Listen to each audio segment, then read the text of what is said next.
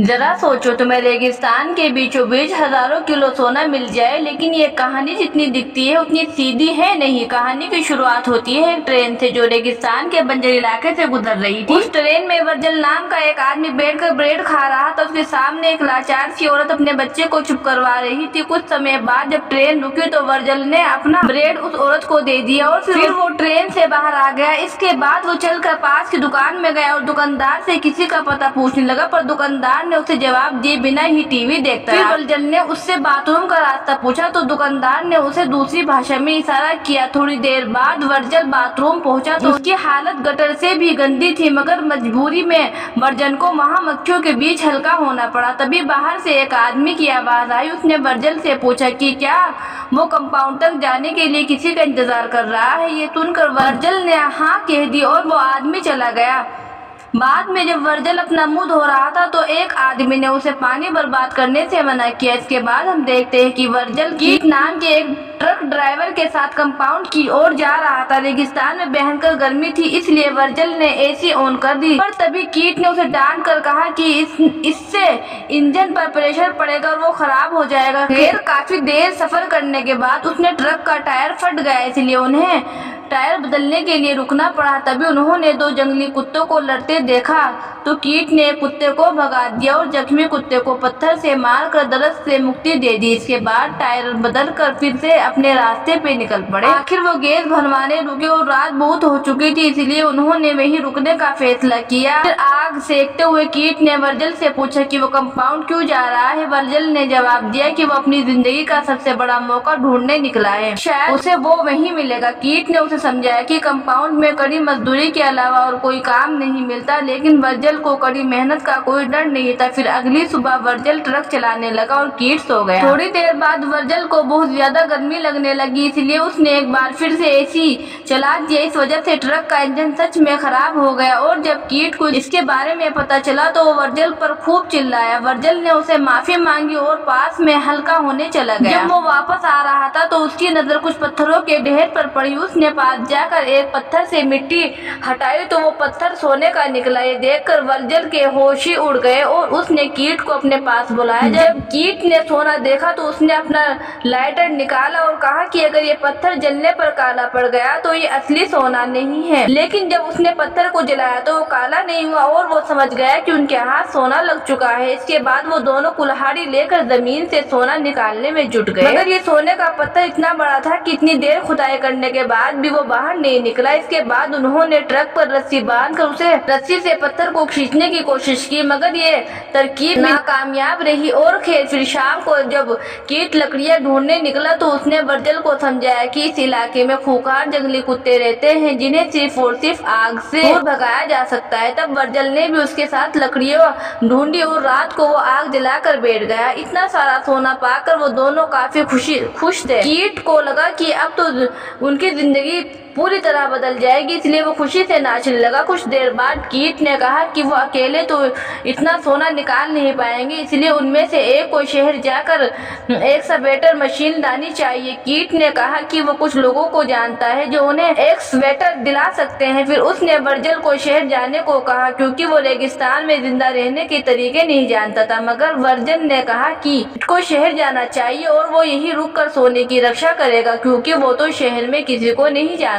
फिर अगली सुबह कीट ने वर्जल को खाने पीने का सामान और टेंट बनाने का कपड़ा दिया, साथ ही उसे एक सैटेलाइट फोन और सुरक्षा के लिए चाकू भी दिया। कीट ने कहा कि उसे स्वेटर लाने में लगभग 5 दिन लग सकते हैं। इसके बाद वो ट्रक में बैठकर शहर के लिए निकल पड़ा। फिर वर्जल ने टेंट का कपड़ा एक पेड़ से बांधा और अपने रुकने की जगह बनाने लगा। बाद में उसने अपना सैटेलाइट फोन चलाकर देखा और अंत में लकड़ियां ढूंढने निकल पड़ा। जब वो लकड़ियां लेकर लौटा तो उसने टेंट के पास एक बिच्छू को घूमते हुए देखा। उसने तुरंत एक लकड़ी से हल्का करके बिच्छू को भगा दिया। फिर जल्द ही रात हो गई और वर्जल ने खाना गर्म करके खाया। तभी अचानक उसे जंगली कुत्तों के लड़ने की आवाज आई तो वो थोड़ा डर गया। उसने तुरंत अपने हाथ में चाकू ले लिया और पूरी रात जागते हुए ही बिता दी। अगली सुबह तक वो काफी थक चुका था। खैर फिर वो हल्का होने गया तो वो पानी इस्तेमाल करने से कतराने लगा। तभी अचानक सैटेलाइट फोन बजा, पर इससे पहले कि वो दौड़कर फोन तक पहुंचता फोन कट गया। अब वर्जल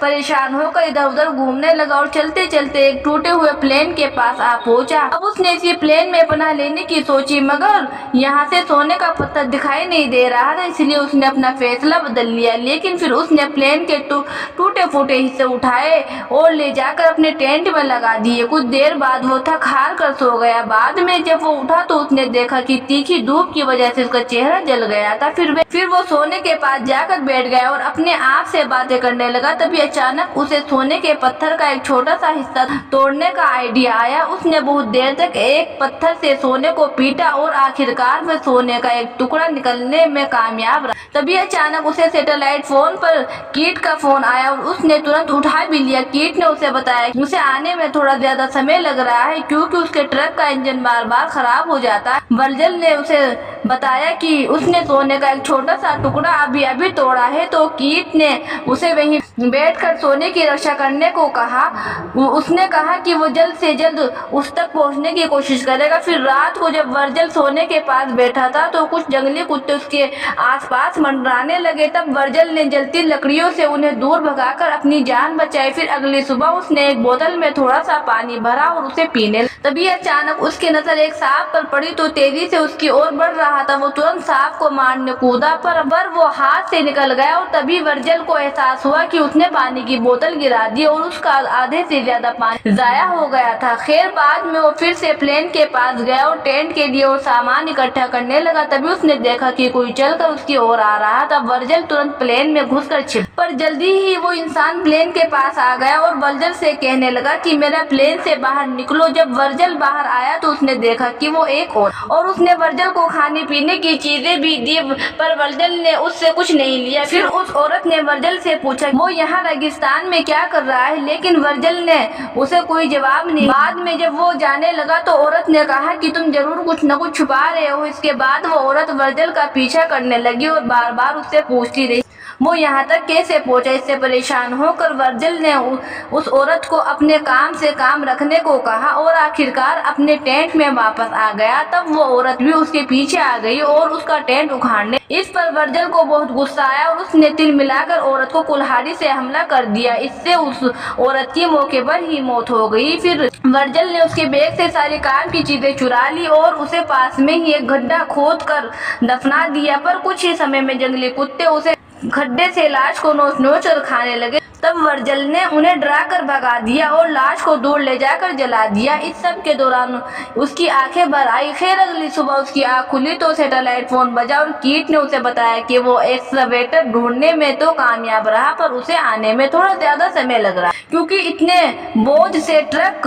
बहुत धीरे चल रहा था। खैर अंत में कीट ने वर्जल को अपना ख्याल रखने को कहा। अब वर्जल की हालत दिन ब दिन बिगड़ती जा रही थी। थोड़ी देर बाद वर्जल ने वहाँ से एक ट्रक को गुजरते हुए देखा, पर सोने के लालच में उसने मदद नहीं मांगी और वहीं खड़ा रहा। खैर बाद में जब वो रात के लिए लकड़ियां इकट्ठा कर रहा था तो उसने एक बहुत बड़े बवंडर को अपनी ओर बढ़ते हुए देखा। वर्जल तुरंत अपने टेंट की ओर भागा, पर इस खतरनाक बवंडर ने तो उसके टेंट का भी पर कच्चे उड़ा दिए। अब वर्जल अपनी जान बचाकर भागा, मगर चारों ओर अंधेरा हो गया था और अचानक एक पेड़ की टहनी पेट में आ लगी। कुछ देर बाद बवंडर थम गया और जब वर्जल की आँख खुली तो रेत में धंसा हुआ था। वो बाहर निकले तो अब भी उसके पेट में टहनी लगी हुई थी, लेकिन पेट से टहनी निकालने की बजाय वो सीधा सोने के पत्थर के पास गए और पत्थर से रेत हटाकर जब उसे सोना दिखा तो उसकी सांस में सांस आई। इसके बाद वर्जल ने अपने पेट से टहनी निकाली और उसके पेट से काफी खून बहने लगा। फिर उसने आग में का ढक्कन गर्म किया और उसे अपने घाव पर लगा दिया। इससे उसे इतना दर्द हुआ कि वो जोर जोर से रोने लगा। फिर उसने पागलों की तरह अपने चेहरे पर रेत मसल ली और वहीं बेहोश होकर गिर पड़ा। बाद में जब उसकी आँख खुली तो उसने देखा कि